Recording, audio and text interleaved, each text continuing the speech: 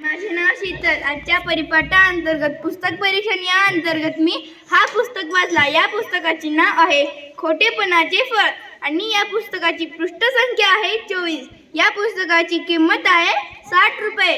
मित्रांनो, या पुस्तकाच्या मुखपृष्ठावर अतिशय उत्तम असा चित्र दिला आहे. या चित्रातून ती गोष्ट कोणती आहे हे आपल्याला लगेच कळते आणि लगेच कळते की या पुस्तकाच्या मुखपृष्ठावर एक मुलगा झाडावर बसलेला आहे आणि काही माणसं त्याला काहीतरी विचारत आहे आणि त्या माणसांच्या माग शेळ्या आहेत आणि या पुस्तकात असलेल्या बोधकथा आहेत आणि या पुस्तकाच्या मलपृष्ठावर पण आपण मलपृष्ठावरले चित्र बघितलं की ही सुद्धा आपल्याला गोष्ट आठवते. या गोष्टीमध्ये एक माणूस शेतातून येत असताना त्याला मिठाईची दुकान दिसते असं वाटतं आणि त्यांनी सुगंध घेतल्यावर ते मिठाईवाला त्याला कसं भांडतो असं या मलपृष्ठावर चित्र दिलेलं आहे. आणि या पुस्तकामध्ये सर्वात अगोदर असलेली गोष्ट आहे खोटेपणाचे फळ. ही कथा मला फार आवडली आणि ही कथा फार छान आहे. या कथेतून आपल्याला फार छान बोध भेटतो आणि ते बोध या पुस्तकामध्ये सुद्धा दिले आहे. या गोष्टीचा बोध असा आहे की खोटे बोलणाऱ्या व्यक्तीच्या खऱ्या बोलण्यावर देखील लोक विश्वास ठेवत नाही.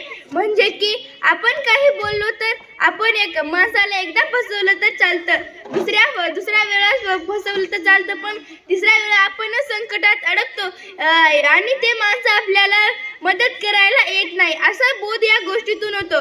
त्या गोष्टीमध्ये एक मुलगा शेळी चारायला जातो तेव्हा त्याला मस्ती करायची ना फार आवड होते. तेव्हा तो शेळीचा जातो आणि म्हणतो की लांडगाला. तेव्हा आजूबाजूचे शेतकरी पळत येतात आणि म्हणतात की कुठं आहे लांडगा. असे तो मुलगा दोनदा करतो, पण तिसऱ्या वेळेस खरंच लांडगा येतो आणि त्याच्या सगळ्या शेळी मारून टाकतो आणि जेव्हा तो ओरडतो तेव्हा कोणी माणसं तिच्या जवळ येत नाही. आणि या पुस्तकामध्ये दुसरी कथा आहे.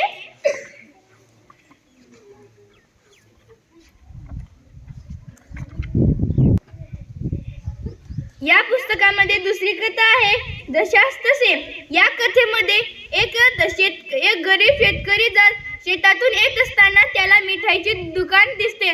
त्याला वाटते की आपण मिठाई खावी, पण त्याच्याकडे पैसे नसतात आणि तो तिथंच उभे राहून त्या मिठाईचा वास घेत बसतो आणि जेव्हा तो घरी जात असतो तेव्हा त्या मिठाईवाल्याने त्याला थांबवतो आणि म्हणतो की माझे पैसे काढ. तेव्हा मला सुद्धा वाटलं की त्यामध्ये तिथून मिठाईचा वास घेतात तर पैसे कशाला घेणार. तर तो म्हणतो की माझ्या मिठाईचं सुगंध तू घेतलास म्हणून मला पैसे दे. त्याला तर त्या शेतकऱ्याला काहीच कळत नाही. नंतर त्या शेतकऱ्याला एक युक्ती सुचते. तो आपल्या खिशातले 1-2 असलेले नाणे काढतो व खळखळ त्या पैशांचा आवाज करतो आणि त्या मिठाईवाल्याला म्हणतो की मी पण तुझे पैसे दिले. तर मिठाईवाला सुद्धा आश्चर्य होतो.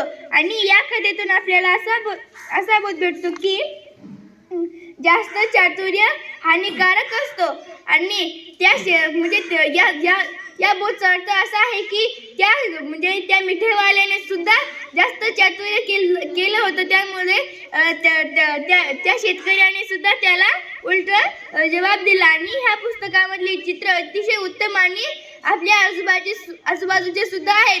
हे पुस्तक तुम्ही वाचा. तुम्हाला हे पुस्तक वाचायला आवडेल आणि हे पुस्तक फार गमतीदार सुद्धा आहे. धन्यवाद.